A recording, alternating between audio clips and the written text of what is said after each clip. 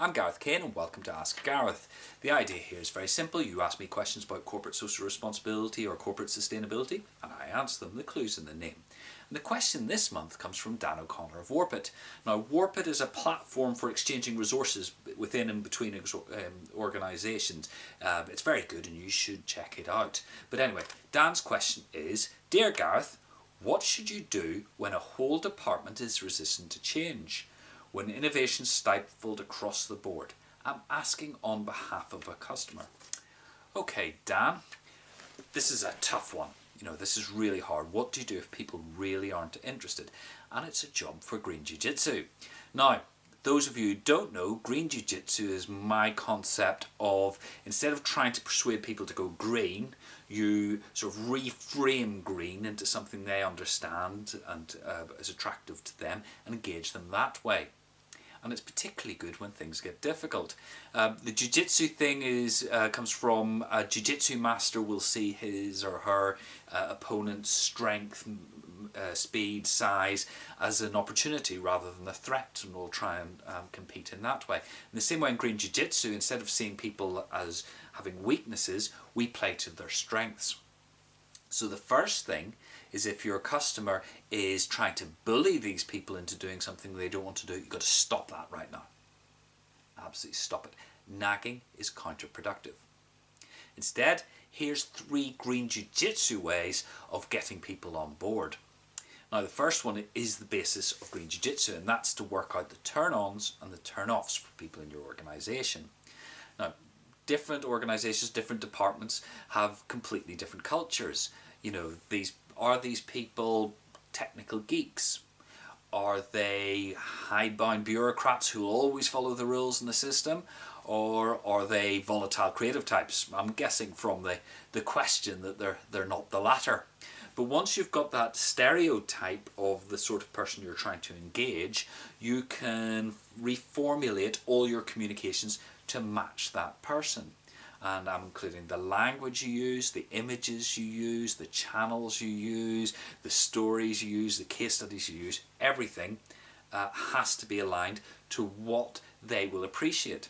Now, I'll take an example of work I did for a media company recently, full of journalists.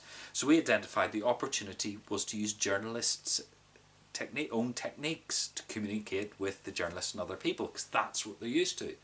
So things like human interest stories, short punchy headlines, striking images, and very importantly, if you look at newspapers, they do a lot of work using infographics to communicate very complicated data sets. So the company started using them. And when I spoke to them recently, it's been a great success and real change is starting to happen on the ground. So make sure you're speaking the language and all the associated communications of the people that you're aiming at. The second one is to identify the people in this department who have real influence. Now, influence can be formal, position of management and etc., or it can be informal. Old Dave's been here as long as the hills, nothing happens round here with his say, so everybody looks to him. Or Elizabeth, knows the place inside out, knows the rule book, rules the roost. She's the person to go to, whoever that person is. Now, once you've identified the person of influence, you have to work out a way of engaging them. My preferred technique is to find a genuine sustainability question they can help you with and ask for that help.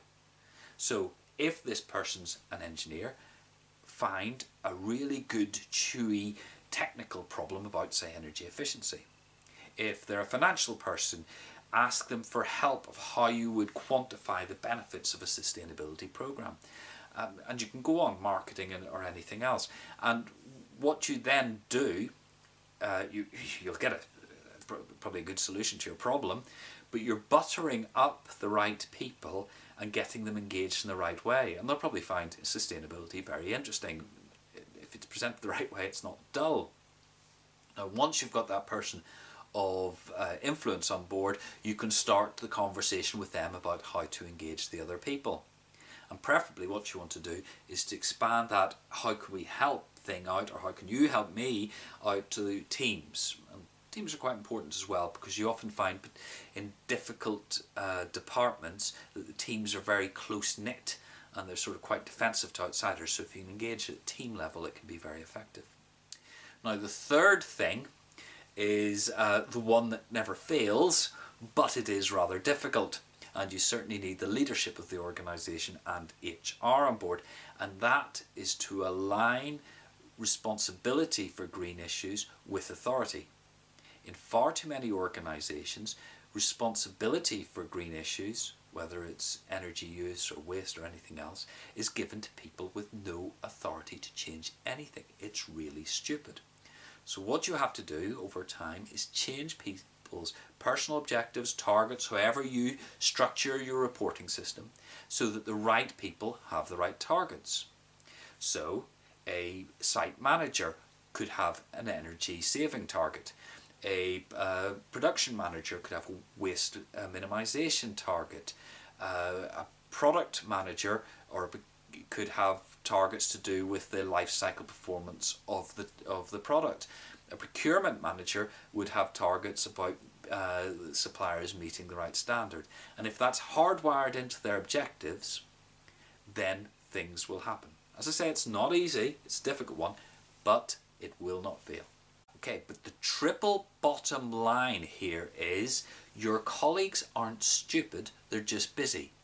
You must make the effort to make sustainability relevant to them. Okay, Dan, I hope that answers your question. Everybody else, if you agree with my suggestions, disagree with my suggestions, if you've got some of your own or some case studies, I'd like you to add them in the comments below the video here, because the videos that get a good debate going are definitely the most valuable. If you want to make sure you don't miss any future editions of Ask Gareth, then make sure you go to www.terrainfirma.co.uk and sign up to the Low Carbon Agenda, my monthly newsletter, because you will get information about every future edition of Ask Gareth and a whole lot of other advice as well. And remember, whether you're making tiny incremental improvements in environmental performance of your organisation or facilitating massive step change, it all counts. You're making the world a better place and you should be proud of yourself. Till next time, goodbye.